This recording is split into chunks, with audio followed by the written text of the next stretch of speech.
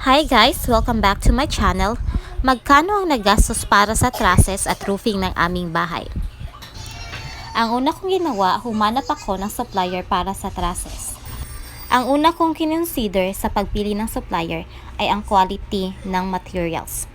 Dahil aanhin mo naman yung mababa nga ang presyo, pero low quality naman. So, ang mga pinili kong materyales ay medyo makakapal. So, napamahal ako. Sa color roof naman, kumontak ako ng 6 na supplier. At yung pinili ko, yung makapagkakatiwalaan dito sa Cebu. So, they are one of the biggest supplier sa color roof sa Cebu. Medyo mahal nga lang yung presyo, pero okay naman yung quality. Sa labor naman, kumuha na lang kami ng arawan ang pasweldo. So, 2 tao lang yon. Ang isa ay 600 per day.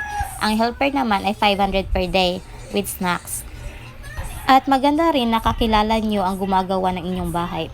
Para kung may problema ay pwede nyo pagsabihan.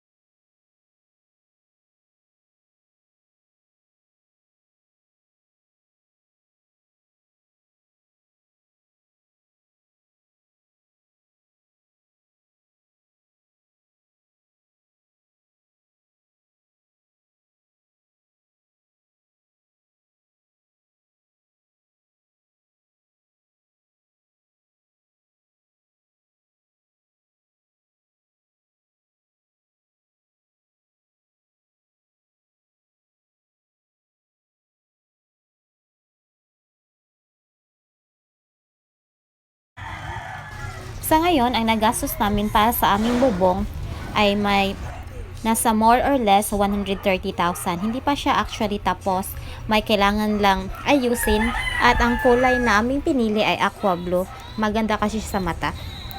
Sa ngayon, nag-iipon pa kami para sa kuryente, flooring, at yung finishing ng bahay at mga windows and doors. Medyo malaki pa talaga ang kailangan nating ipunin para matapos ang aming bahay.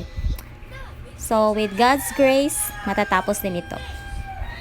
Alam nyo ba na 2020 sinimulan namin itong ipa-construct. Pero ngayon, hello, 2021 na. Pero it's okay, at least may nasimulan na tayo.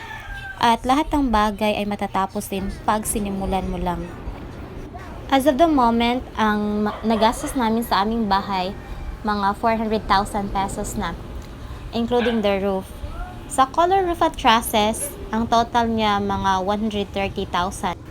Actually, hindi naman talaga kailangan na meron ka talagang buong halaga na 400,000 or half million. Pwede namang paunti-unti. Ang kailangan mo lang pag-ipunan ng maigi ay yung bubong or color roof at trusses. Yun lang talaga. In a month, kung meron kang 20,000 to 40,000, pwede mo yung gamitin para sa pagpapatayo. To my partner, Babe, we can do it. Pag uwi mo, tapos na ang ating bahay in God's grace and glory.